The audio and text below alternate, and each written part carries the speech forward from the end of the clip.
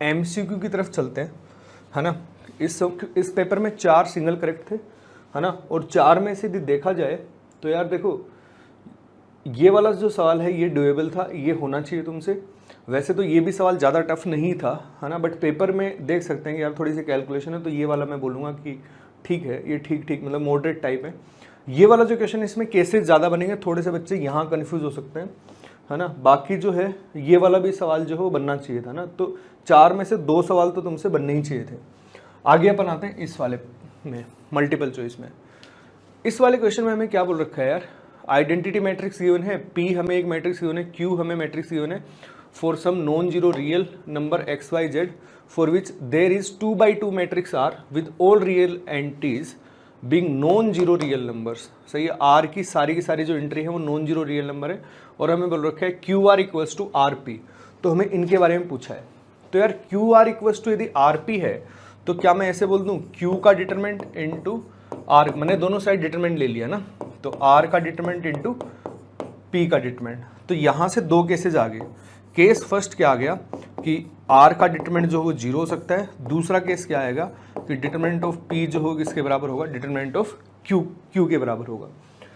तो यहाँ से यदि अब मैं इसको सोल्व करता हूँ, अब मैं जरा इसको सोल्व कर लेता हूँ, तो यहाँ पे QR ये हो गया x y z 4, और R जो है वो मैं मान लेता हूँ A B C D, ये सारे के सारे नॉन जीरो है ना, और यहाँ पे R है A B C D, और P कितना है यार 2 0 3 0।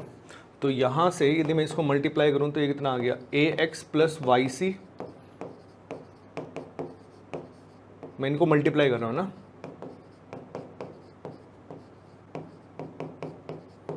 और यदि इधर मल्टीप्लाई करते हैं तो ये क्या बन गया,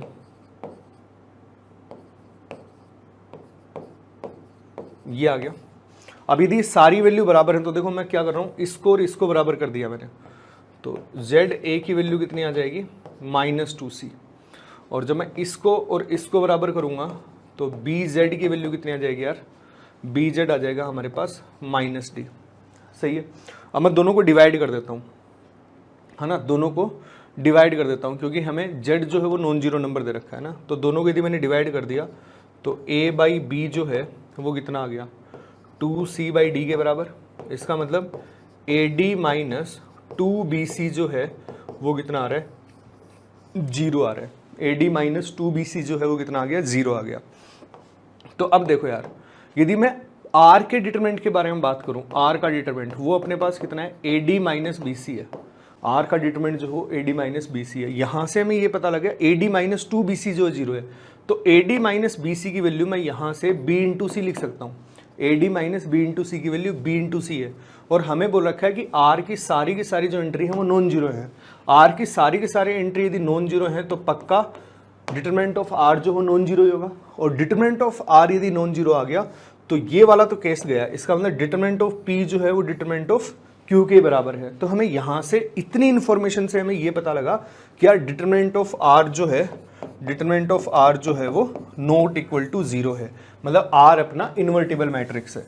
अब अपन आगे चलते हैं यार इस क्वेश्चन में। अब इस क्वेश्चन में बचा ही नहीं कुछ। अब देखो इसने क्या बोल रखा है, अब इसने बोल रखा है Q minus 2i is 0, determinant of Q minus 2i is 0। अब देखो यहां से हमें ये पता लगा कि यार यहां से मुझे Q माइनस 2i बनाना पड़ेगा, क्योंकि ऐसे यदि डिटरमिनेंट निकालोगे Q माइनस 2i का तो एक्स वाई जेड में इक्वेशन आएगी, और उसको हम कैसे सिंप्लीफाई करेंगे। तो मैं यहां से क्या है Q माइनस 2i बनाने की कोशिश करता हूं। तो Q माइनस 2i कैसे बनाएंगे, QR मैं माइनस 2R कर दूं दोनों साइड, ये आ गया RP माइनस 2R। सही है, तो यहां से कितना आ जाएगा, ये आ जाएगा Q minus 2i into R equals to, ये यहां से आ जाएगा RP माइनस 2i। सही है, अब यहां से देखो यार, अब मैं दोनों साइड डिटरमिनेंट ले रहा हूं।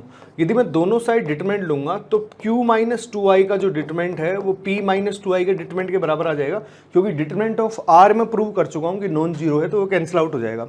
सही है, तो Q माइनस 2i का डिटरमिनेंट P माइनस 2i के बराबर है, तो इसका मैं डिटरमिनेंट निकाल लेता हूँ। तो P माइनस 2i, तो ये 0 हो गया, ये 0, ये 0, ये हो गया 1, तो इसका डिटरमिनेंट कितना आ गया 0। मतलब A जो ऑप्शन है यार वो तो सही हो गया, Q माइनस 2i का जो डिटरमिनेंट है वो अपने पास कितना है 0 है।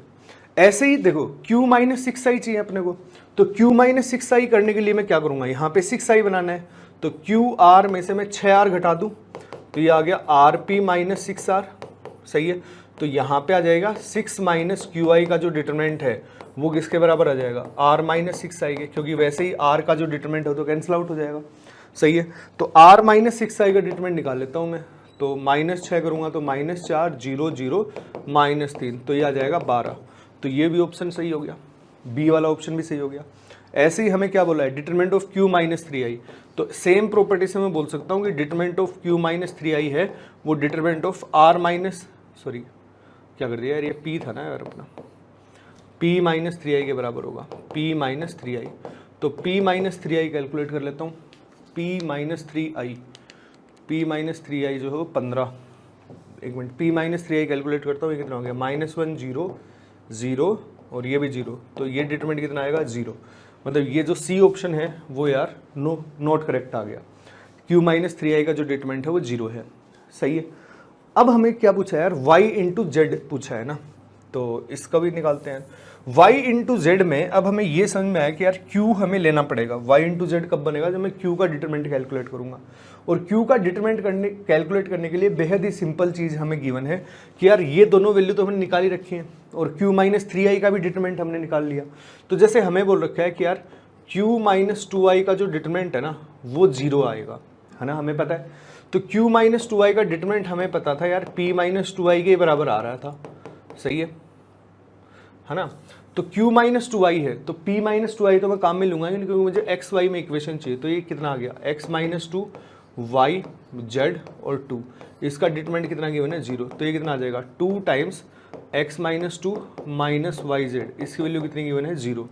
तो यहाँ से 2x माइनस वाई जेड की जो वैल्यू है यार वो हमारे पास दे दी 4 आ गई, सही है। दूसरा q माइनस 3i की भी डिटरमिनेंट हमने निकाल रखी है, तो q माइनस 3i का डिटरमिनेंट भी हमने देखा था अभी अभी, q माइनस 3i का जो डिटरमिनेंट है वो भी 0 आया था। तो q माइनस 3i निकालेंगे तो x माइनस 3 y z और q माइनस 3, तो ये भी 0 बन जाएगा ना, और ये भी 0 था, ऐसा ही ना, q माइनस 3i है ना, q माइनस 3i, तो x minus 3 q minus 3i, तो ये 1 आएगा ना। तो यहाँ से ये कितना आ गया यार, ये यहाँ से आ जाएगा x minus 3 minus Z Y equals to 0, तो x माइनस वाई जेड की जो वैल्यू है वो यहाँ से कितनी आ गई, 3 आ गई। तो मुझे वाई जेड की वैल्यू चाहिए ना, तो मैं x की वैल्यू उठा लेता हूँ यहाँ से 3 प्लस वाई जेड, और वो मैं इसमें पुट कर देता हूँ, तो 2 इंटू एक्स, तो मैं डायरेक्ट लिख दूँ यहाँ गया 6 plus Y Z, sorry 6 plus 2 Y Z minus Y Z equals to 4। तो यहाँ से y इंटू जेड की जो वैल्यू है वो कितनी मिल रही है, -2। y इंटू जेड की वैल्यू यार -2 मिल रही है, 2 नहीं मिल रही, मतलब ये भी ऑप्शन जो है वो गलत हो गया। तो इसमें जो करेक्ट ऑप्शन है वो कौन से हो गए, A B, 2 ही ऑप्शन जो है वो इसमें करेक्ट आंसर होंगे।